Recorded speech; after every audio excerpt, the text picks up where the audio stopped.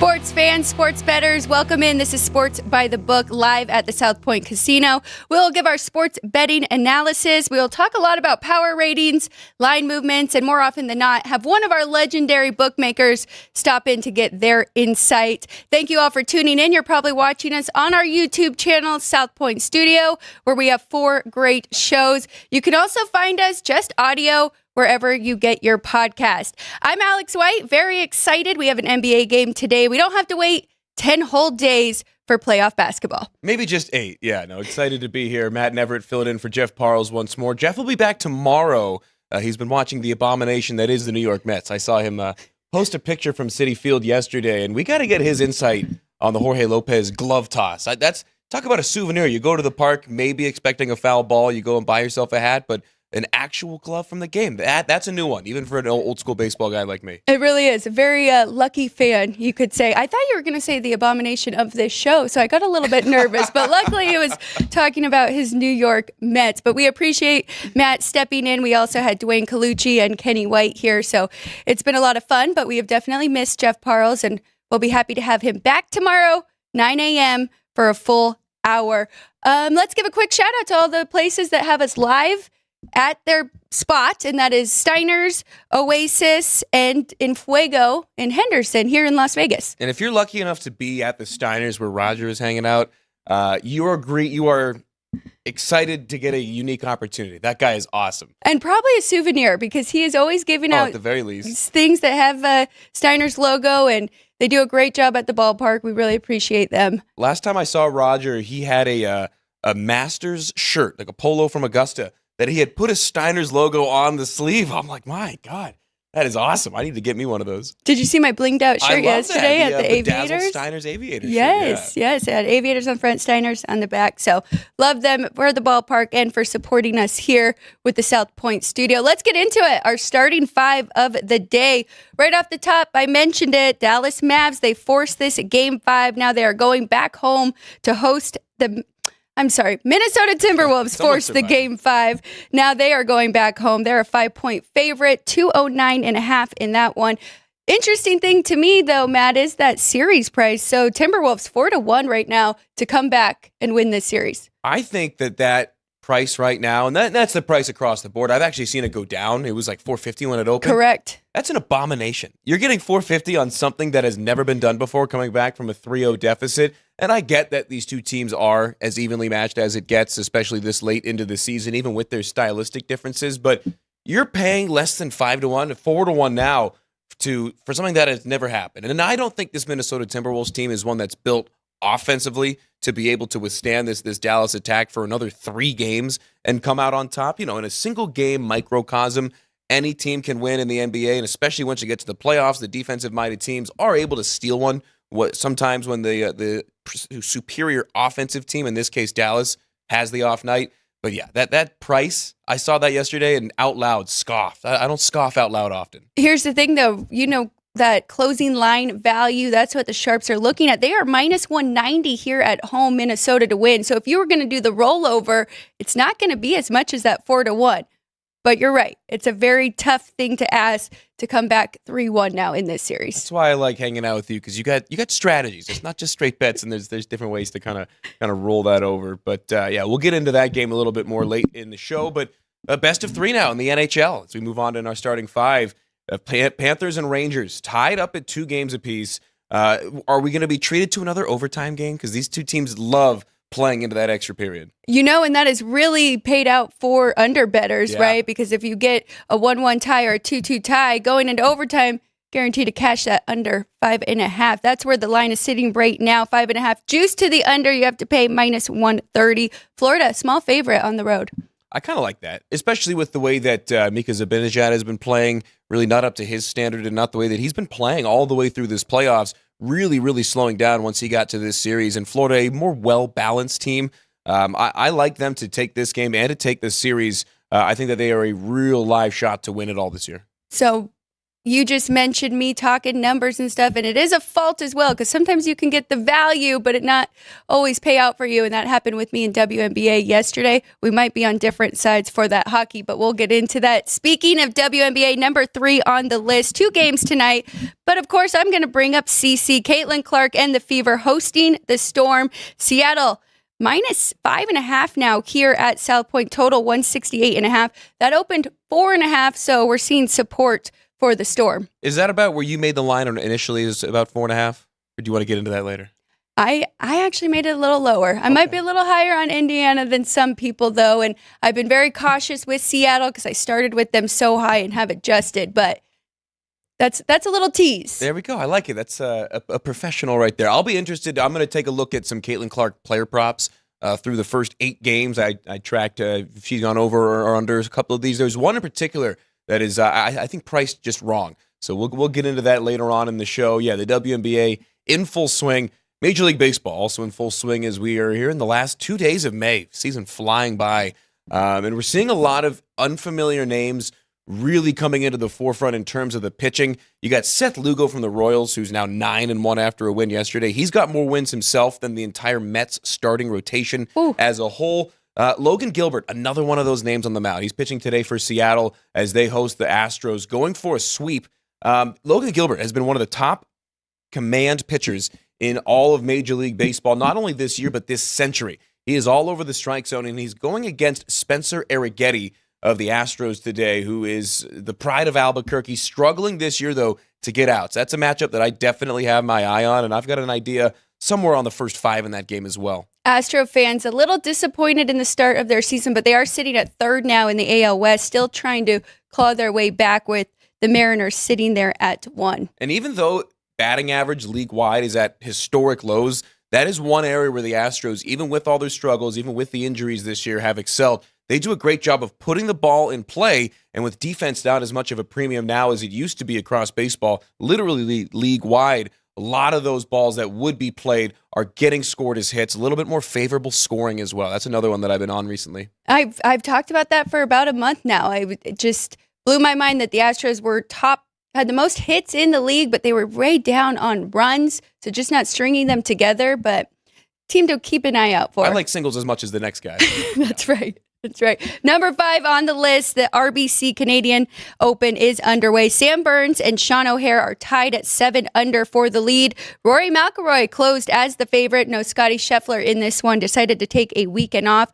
Closed at 4-1 here. He is 2 back through 15. So should be a good weekend for Rory. I can see why he closed as the favorite. Why does Scotty Scheffler need the week off? He hasn't had anything going on in his life recently. Nothing at all. No new baby, no arrest. So no green jacket. Yeah, no green jacket. This RBC tournament is awesome. And this was the one last year. Remember Adam Hadwin got tackled by the security as he was celebrating the Canadian winning it last year?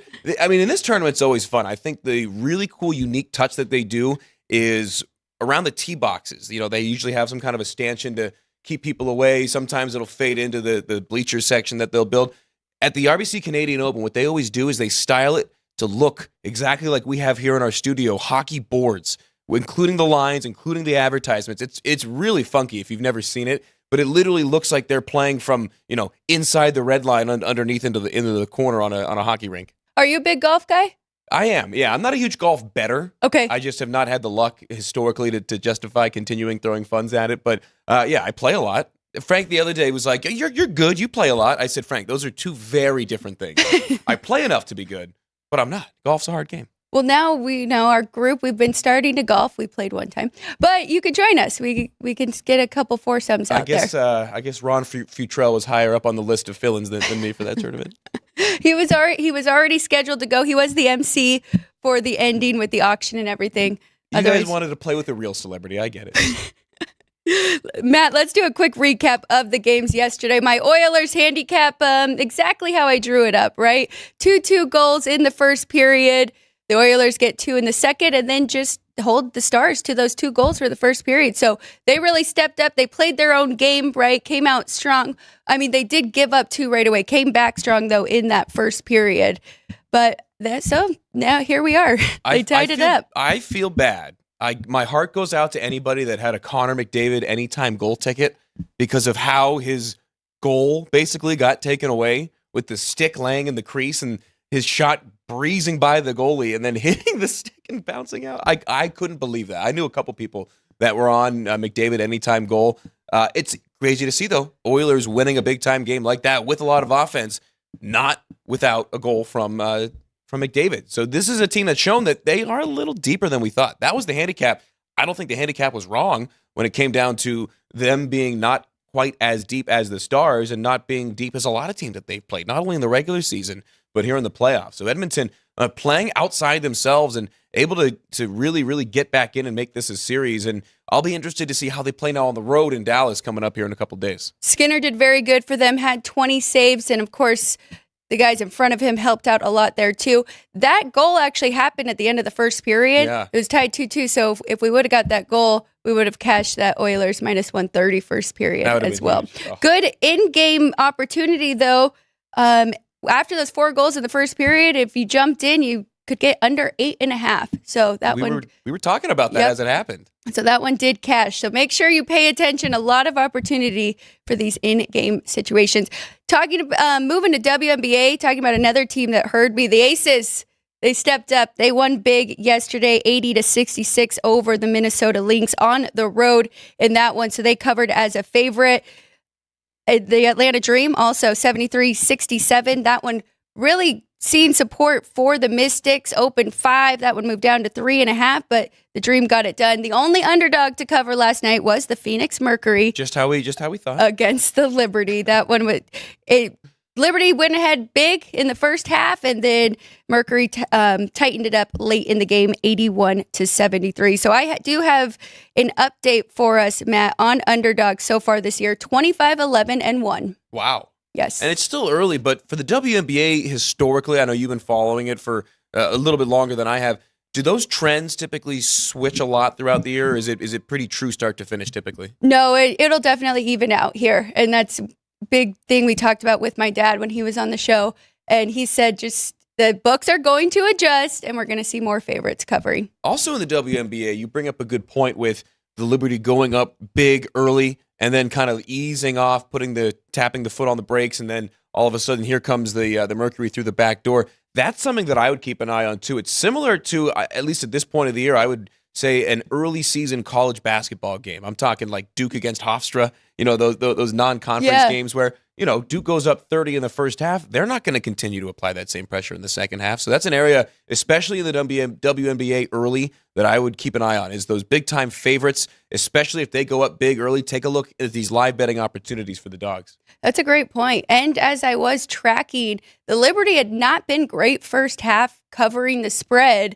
but that's probably an area that the coach really wanted to emphasize. Let's get up big early in those first 2 quarters, and then they can kind of cruise for the rest of the game. Well, especially a team like the Liberty, who does have championship potential and championship aspirations, against a team like the Mercury. That's not where they want to be early. They're missing their best big player in Brittany Griner. So, yeah, the motivation's interesting, but it was really good to see Phoenix coming back and at least making it a closer game, because I just want some parity. As much as I love seeing the Aces dominate, and I would love for them to win their 3rd straight title this year as a Las Vegas guy, I just want parity, because that makes every league better, as we're seeing now in the NHL. We're seeing in the NBA, like we talked about yesterday, with a lot of the big young stars in the NBA finally getting a chance at their first title. You're starting to see the public interest come into it more. And you want to talk about public interest, it is swelling with the WNBA already. It definitely is. But still, we have NBA, luckily, because the Timberwolves did force this Game 5. So we're going to move on to that game.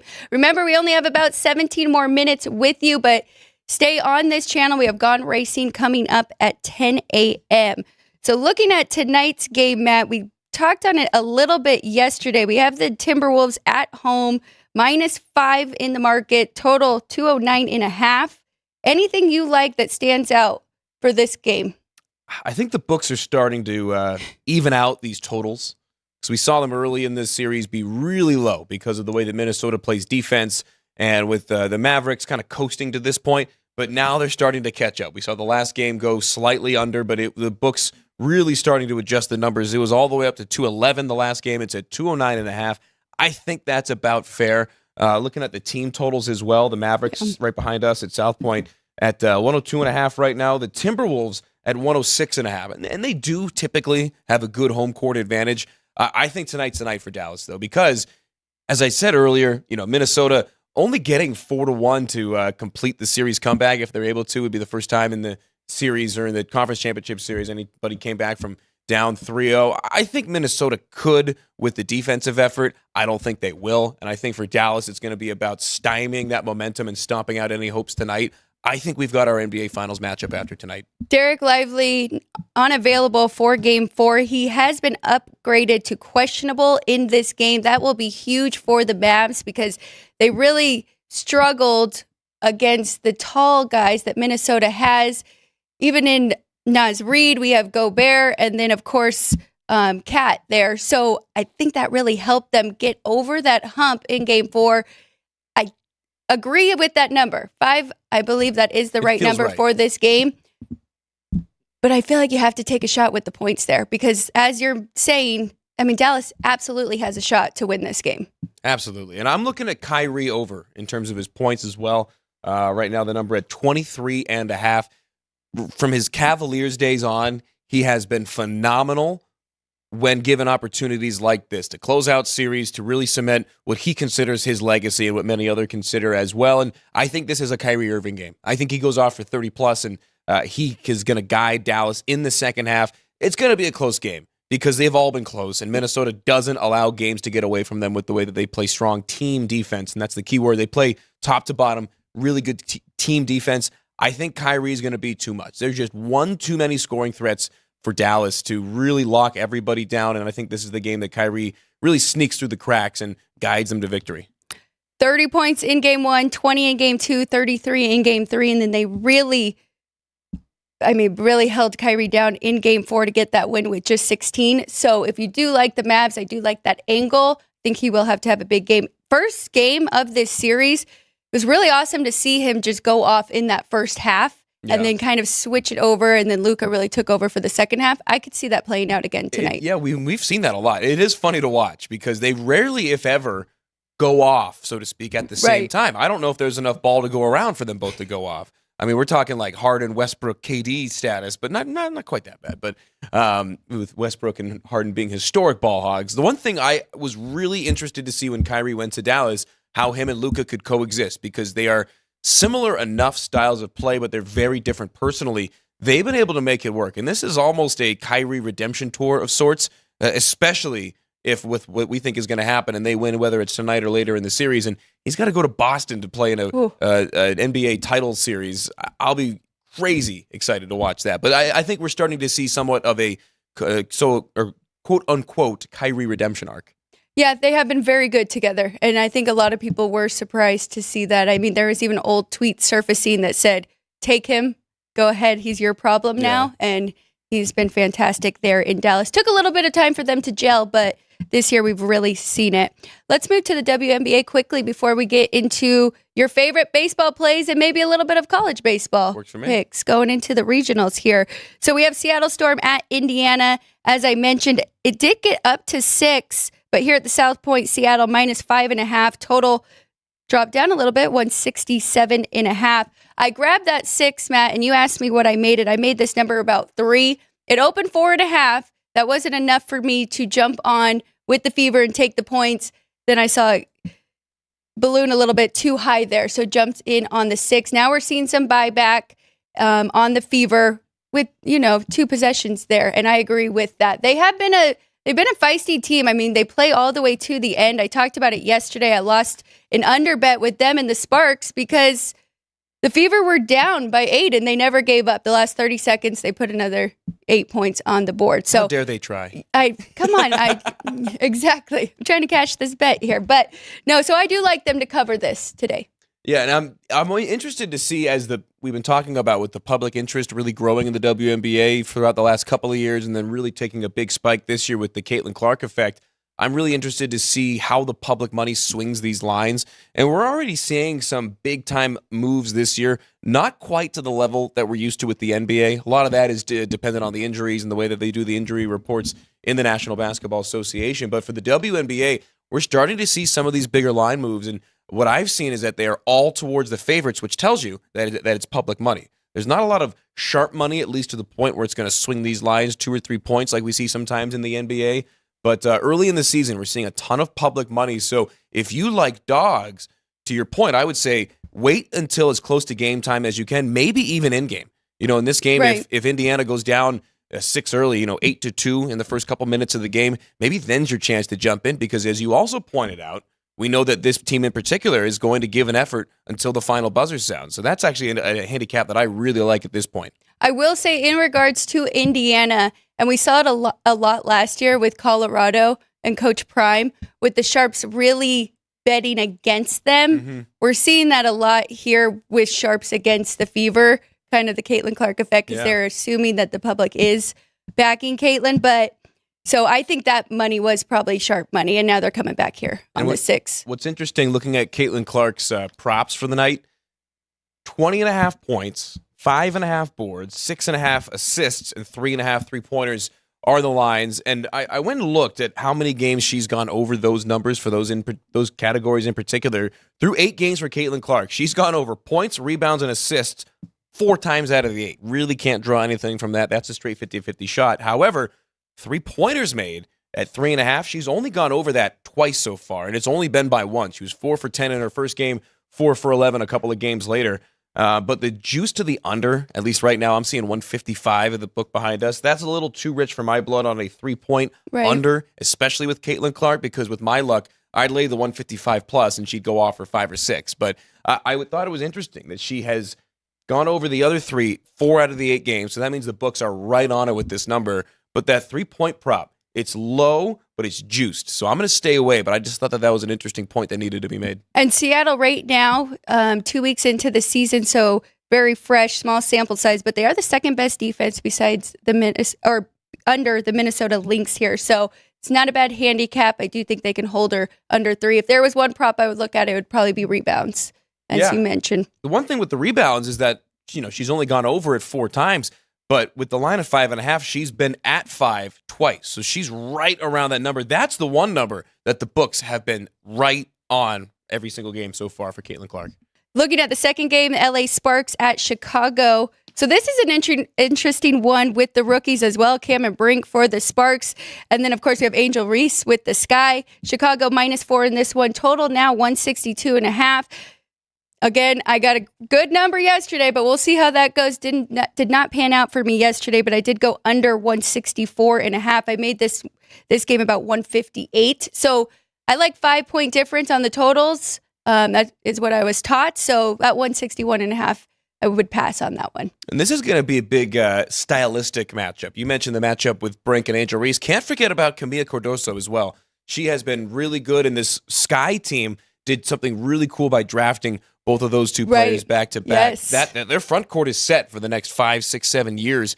So they're kind of building around that. And we've seen teams have success in the NBA doing that, where they build around the front court, especially like a Minnesota with what we've seen them do on the defensive side, building around Kat and Rudy Gobert. But this matchup is going to be really interesting as well. It's on Spectrum Sportsnet for those here locally at 5 o'clock.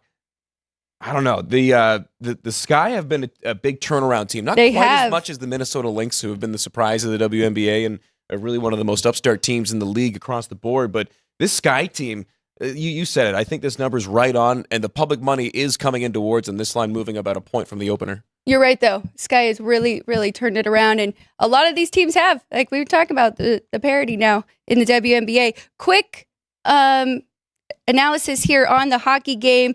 So Florida here at South Point now -125. If you like the Rangers, +105 to win that one. If you like the under, you got to pay the premium. 5.5 juice to the under -130. I did take the plus money with the Rangers. They are back home. This has been a very zigzag series, pretty evenly matched. You made some great points, though. I do think Florida has a little bit more offensively, but I do like Shesterkin, especially at home. Oh, and I don't hate taking a home dog, especially at a number like that. It's down to +105. It was a +125 earlier, so that would have been an even better number.